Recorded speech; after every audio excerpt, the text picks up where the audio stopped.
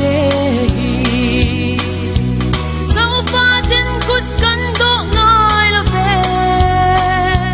tu ni pui le khoang ro sur te do dain ma ni ke ading chin tham kan ni ma se kapun thuron min pe a